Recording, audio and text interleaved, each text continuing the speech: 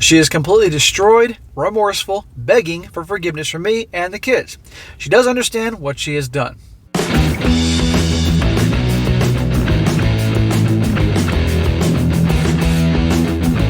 Welcome back to They Did What? Your source for the internet's craziest, most entertaining stories, where I go with them, analyze them, and most certainly make fun of them. Today, I'm doing an update or part 2 to the story I did a couple days ago, titled, On Christmas, Grandpa Goes Scorched to Earth After Discovering Wife of 4 Decades is Hooking Up with Her Doctor. And guys, a quick review, that's the one about the guy. He is in his, sounds like his late 60s, a couple years away from retirement, and found out that his wife of 4 decades has been hooking up with the family doctor or her doctor or something like that. He found about this because they were meeting up on some trip that she was supposed to be on and all that, and got evidence. And now, in that story, he was planning how he was going to handle the whole thing. And this all went down before Christmas, and he would decide, I'm not going to let it ruin Christmas for the family. His kids, his grandkids. So he kept his cool, kept it all bottled up inside, kept on that face that everything was fine. Meanwhile, he met with his attorney, I believe a PI, gathering information, and was planning to strike the day after Christmas. And that's what he did. And he handled it like a boss. And he didn't just strike hard against her, he also did against the doctor she was hooking up with, to impact his job, because the doctor was hooking up with a patient, and that's obviously an ethics violation and all that. And now we have part 2 here, where he responded to a whole bunch of questions a lot of guys had in the comment section, as well as updates of what things have gone on, because this is all relatively fresh. So I figured you guys want to hear part 2. A lot of you guys were actually asking in the comment section for an update once there was one, so your wish is my command. Oh, and by the way, Happy New Year to all you brothers around the world. He continues on saying, I'm going to try to answer some of your questions. Number 1, did you ask her why she cheated? He says, of course I asked why. She said she didn't know why. That's like asking a little kid, why'd you do that? And they're like, I don't know. What I tell you about comparing women to children. She described to me and my children that she felt like an addict. I already feel a way to try her to get out of any accountability for her actions here. I'm an addict. She knew she was destroying her life, but would not stop. She told our children no child should ever have to be disappointed or embarrassed by their mother's immorality. Immorality, not immortality. Immorality. They didn't deserve the shame of a W-H-O-R-E.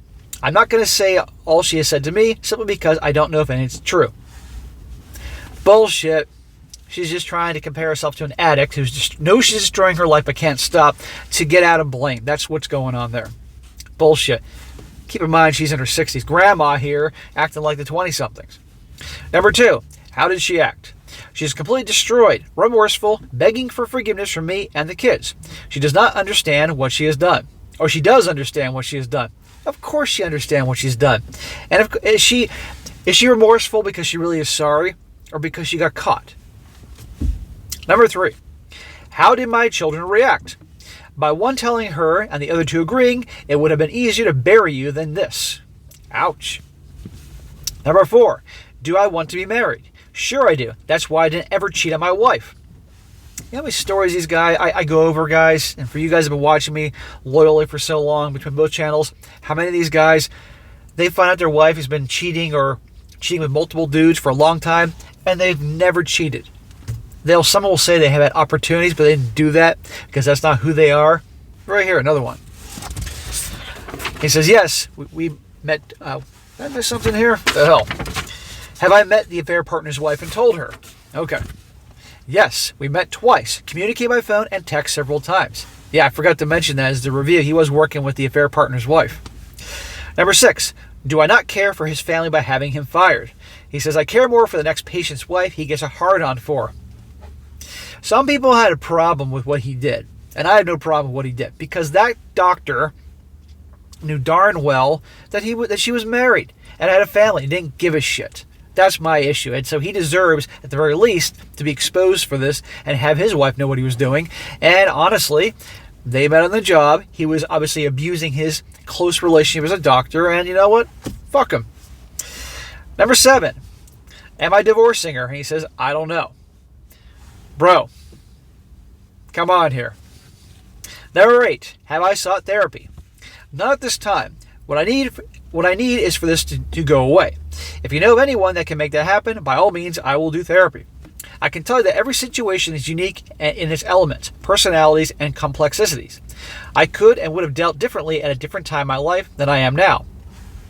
He's in his late 60s. It's definitely different than if he was in his 40s. I'll say that. But still, do you want to spend your time with her? And she ain't sorry because she's sorry. She's sorry because she got caught. It's very easy to know just what to do when you're behind a keyboard. Some of you are keyboard experts, but are not very skilled in advice. Some of the comments you've made are without you knowing every nuance I'm dealing with. Others have been great source of strength. One Redditor has been a valuable source of wisdom, knowledge, and encouragement to me. He's helped me in more ways than I will even ever thank him for. Well, that's awesome. When you post on Reddit these stories, you get a lot of wackos. You all know this, but you also get people with sound minds, experience, and can offer good advice. And it's a good way for people to vent. It's very strange for my personality to have found such a kindred spirit with an anonymous soul. This is all about the questions I remember. But I'm going to browse some subs for a while, so hell, just ask me whatever you want to know. It ain't like I got to spend quality time with my wife. She ain't chair. So, oh yeah, why is she at my daughter's and not my in-laws? Her dad is dead. Her mom is 84. What the hell? I don't want her mom to have to deal with this BS. That's very thoughtful of you. She's at my baby daughter's and her husband's home. They have no children yet.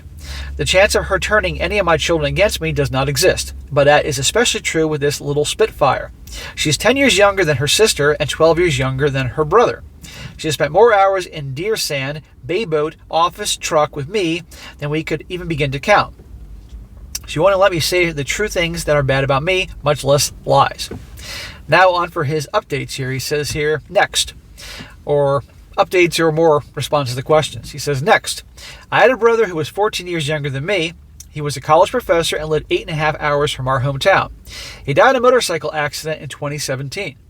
He left one daughter who is now 24, married, and lives in another state than her mother, but has brought her new baby home to see her mother and in-laws. My sister-in-law has never remarried. I called my sister-in-law last night to find out what my niece was going back home. She's actually staying this week with her husband's parents, who are about 40 minutes from my sister-in-law. My children are smothering me, so I'm taking a road trip. I'm going to meet my great-nephew, who is named after my brother and me. I will arrive late tonight. I asked her to reserve me a hotel room, to which she replied, there is no way in hell that is happening. You will stay here, and we'll watch movies and eat ice cream. I don't know when I'm coming back. Bro, I think that is a great idea, that you get out of town for a while.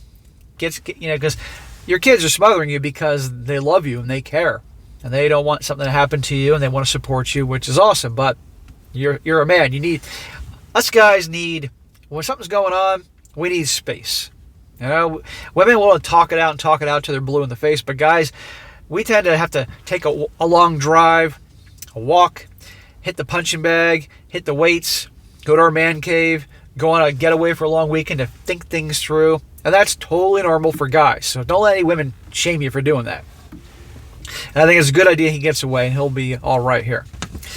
He says, I've not spoken to, seen, or communicated with my wife since Tuesday night. I blocked her phone number. I called my son and told him where I was going, and for him to go by the office and lease a rental property my company owns. It is a house renters move out of and has been completely renovated with the intent to sell. I told him to inform his mother to come and get what she wanted / needed from our house and move into the rental house. She is to pay rent to my son, who will pay my company. I'm having new keypad installed in the gate and doors to my house Wednesday, so if she needs her stuff, now is the time to fetch it. Wow, so the wife is out of there and staying at the property that his company owns, and she's going to have to pay rent. Well, we'll see how long that lasts.